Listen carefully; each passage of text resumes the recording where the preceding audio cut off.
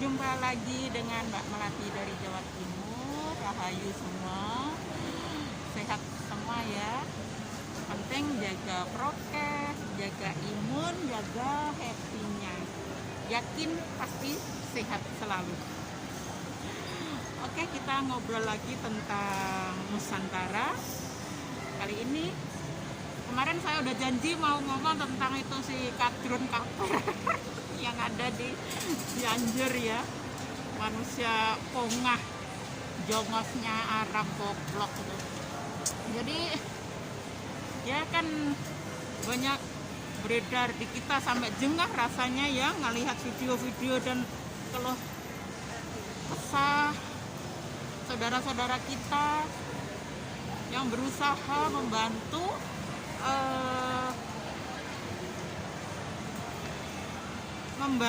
menolong, memberi ikut mencari korban yang ada di korban-korban di gempa Cianjur itu ya. Ternyata jadi kita sangat heran mah dengan model-model otak kadrun macam itu. Gimana ketika kita itu punya jiwa Nusantara yang luar biasa baik, yang selalu gotong royong, walaupun kadang cuma metri untuk masak 5 rumah gitu aja, itu kadang manggil tetangganya loh ya. Itu sudah sifat orang Nusantara, saling tolong menolong, saling gotong royong, itu sudah sifat. Nah, ketika ada bencana yang demikian hebat, ada saudaranya walaupun enggak seiman menolong, lah kok itu kadrun-kadrun yang berhati kafir itu ya. Saya ogah memanggil yang lain muslim kafir, saya ogah. Yang kafir itu jelas-jelas si kadrun yang hatinya busuk itu ya. Itu justru kafir.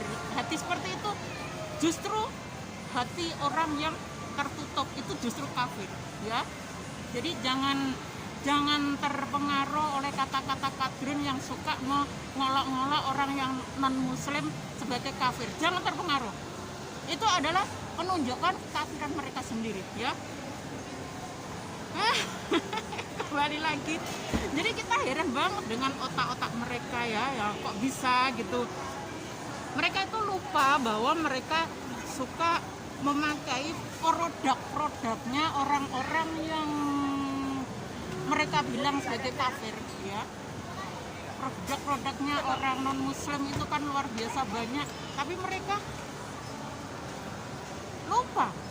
Tapi begitu tenda bantuan yang diberikan kepada mereka, bantuan tenda, dikasih tulisan dari gereja si A, si B, lah kok gitu aja. Oh, ini haram, ini harus dibongkar, ini otak apa gitu loh ya. Terus lagi ada yang mau menolong di sana gitu ya, relawan datang ke sana gitu, ditanya agamanya apa, setelah agamanya dibilang Nasrani. Nah, seperti itu kan sangat menyakiti hati saudara kita gitu ya. Terus gimana kita akan hidup kalau terus kita hidup aja ngelihat kamu agamanya apa, kamu agamanya apa. Itu bukan orang Nusantara banget itu ya. Orang seperti itu harus dibuang dari Nusantara ya. Sangat jijik saya, kalau sebetulnya saya jijik membahas tentang si kadrun-kadrun macam itu. Gobloknya itu loh ya. Jadi ketika mereka menilai bahwa tenda yang dikasih label, dikasih tulisan dari gereja ini gitu aja sudah mengatakan, oh ini haram, ini kafir, ini apa segala macam. Mereka lupa. Coba dia memakai handphone produknya siapa? Coba handphone produk siapa? Apa orang Islam bisa? Nggak bisa. Semua produknya orang-orang Muslim nih. Terus belum lagi kalau dia mau pergi ke Mekah itu naik pesawat. Emang pesawat itu yang buat juga orang Islam. Kenapa dia nggak langsung bilang kafir? Wah, saya nggak mau naik pesawat, saya mau naik onta saja. tapi lucu-lucu gimana gitu ya kalau ngomong tentang kadrun itu. Oke, saya langsung saja. Jadi semua ya, ketika si kadrun kafir itu lupa dia itu sedang memakai produk-produknya siapa, itu karena memang kedangkalan mereka sendiri dalam beragama ya. Mereka tuh dalam beragama cuma secara tekstual, membaca dalil-dalil itu hanya tekstual. Ketika dalil itu diperuntukkan untuk negara Arab, mereka masih dibawa ke Nusantara dengan sama persis dengan apa yang tertera. Itulah namanya orang dangkal dalam beragama.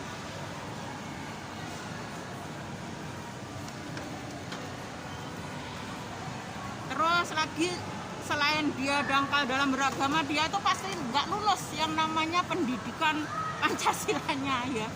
Jadi saya ingat banget ketika dulu di SD, di SMP itu soal-soal itu selalu menggiring kita, pikiran kita, bagaimana cara bertoleransi dengan sesama, bagaimana cara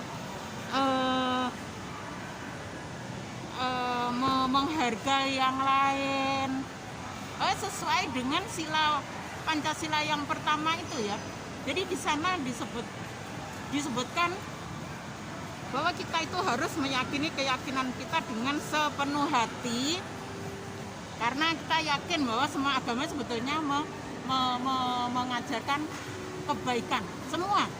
Nggak ada agama yang mengajarkan untuk jahat.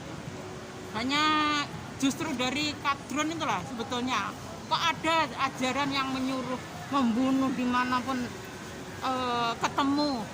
Nah, itu ajaran gila itu sebetulnya. Kalau kita masih terus mengikuti, sebetulnya kita itu udah dijadikan hewan, sukses mereka. Jadi bukan memanusiakan manusia, tapi menghewankan manusia ajaran itu. Jadi harus hati-hati. Nah, jadi orang-orang yang seperti itu yang jelas adalah pengikutnya si Somad. Somad aja di Singapura ditolak, nggak boleh masuk, ya kan? Bener itu, orang Singapura pinter, nggak kayak orang Indonesia yang kok jadi mabuk agama podoan. Itu kan yang gila-gila semua. Coba, agama bukannya membuat mereka jadi orang yang bisa menghargai yang lain, justru membuat beda hal yang beda dengan kita. Itu kan koclok gitu loh. Seharusnya agama kita tuh nggak usah ditonjol-tonjolkan ke orang lain. Makanya saya kekeh nggak usah jilbaban, biar kita nggak tahu agama kita apa. Kalau kita jilbaban, terus kita itu jadi tahu, oh ini orang Islam. Makanya saya nggak mau yang seperti itu. Itu sebetulnya pemerintah itu harus ngerti yang seperti itu. Tapi kita halau yang Islam radikal dulu. Setelah itu kita akan menata jadi Nusantara yang sejati, jadi Nusantara yang luar biasa, bukan Nusantara yang menghewankan manusia, yang memaksa-maksa manusia untuk begini. Tuhan itu nggak butuh seperti itu. Tuhan itu cuma butuh kita itu jadi orang manusia yang baik, bisa memanusiakan yang lainnya, bisa menghargai yang lainnya, bertindak tidak merugikan dirinya dan orang lain. Cuma gitu, simple Tuhan itu. Yang penting kasih sayang kita dengan semua, ya, dengan semua, terus berkasih sayang Di-full-ne rasa cinta kasih kita, di-full-ne rasa bersyukur kita pada setiap apapun yang kita miliki. Itu sebetulnya, betul nggak? Kita lanjutkan, tinggal sedikit, udah 10 menit. Nah, ya, jadi jiwa kadrun-kadrun yang ada di Cianjur itu bukan jiwa Nusantara ya, mereka tuh udah mati jiwanya. Mereka karena kualat tidak mau menghormati leluhur bangsa kita sendiri. Jadi yang di otak itu cuma ngumpulin duit untuk wisata ke Mekah, ngumpulin duit untuk wisata ke Mekah. Nangis-nangis rasanya kalau melihat gambar Ka'bah. Itu Tuhannya siapa itu? Tuhannya Ka'bah atau Tuhan yang ada di dalam diri? Nah, sekarang semua itu dibeda-bedain, ya, kelihatan nih Islam. Nggak boleh seperti itu ya, jangan dikasih tonjol seperti itu, memalukan. Orang beragama itu, orang bertuhan itu, bak orang bercinta. Jadi kalau sudah nikmatnya luar biasa kalau kita bisa benar-benar manunggal dengan Tuhan itu, nikmatnya luar biasa. Nggak bisa dikatakan ya Tuhan itu tan kena kinoyo ngopo, tan kena kiniro. Jadi nggak bisa pakai kata-kata. Ya katakanlah macam orang yang sedang bercinta ya. Jadi kalau bercinta terus ditonjol-tonjolkan, malu nggak? Bercinta itu kan barang wadi. Jadi sudah selayaknya kalau kita cukup di dalam kamar kita sendiri ketika melakukan sebuah percintaan tadi, percintaan dengan Tuhan itu loh, cukup di kamar masing-masing, nggak usah dikasih tengok. Maka sekali lagi saya lepas jilbab itu biar nggak kelihatan agama saya apa. Jijik saya ngelihat sok-sokan agamanya ditonjol-tonjolkan. Terus nanti kalau sudah kelihatan besar terus arogan, yang lain yang tidak sama terus diisolir, diintimidasi, yang tidak sama di plerak-pleraki. Padahal lagu Jawa kan ada mas ojo di pleroi. Ya itu sebetulnya untuk kita saat ini ya, jangan gampang pleroi orang yang tidak sama dengan kita gitu. Mas ojo di pleroi. Oke, saya kira demikian saja dulu. Kita lanjutkan nanti. Saya ingin ngobrol tentang itu ada 2 keluarga, yang satu di Magelang, yang satu di Jakarta, semua sekeluarga itu meninggal. Yang satunya Muslim, yang satunya non Muslim. Nanti kita obrolin lagi ya. Seru kayaknya itu. Jadi fenomena yang luar biasa di akhir zamannya Islam ini ya. Bukan akhir zaman Nusantara nggak punya zaman akhir zaman. Nusantara itu langgeng ya. Oke, sekian saja. Jadi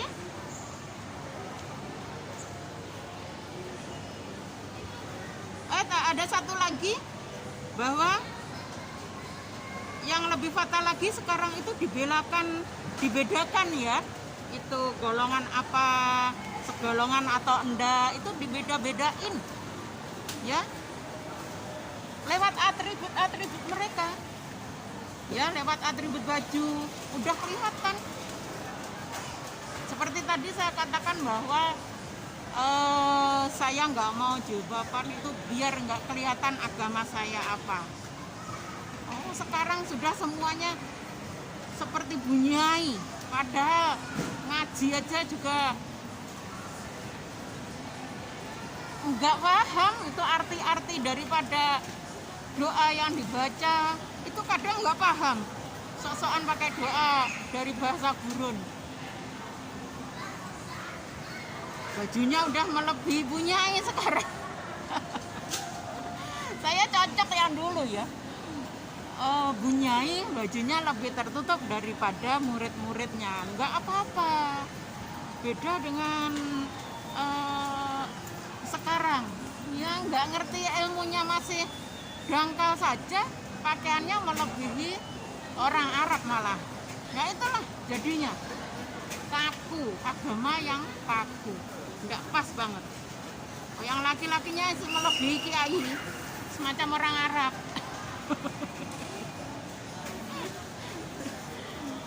Udah gitu, jadi pantas kalau jadi error senusantara. Karena apa?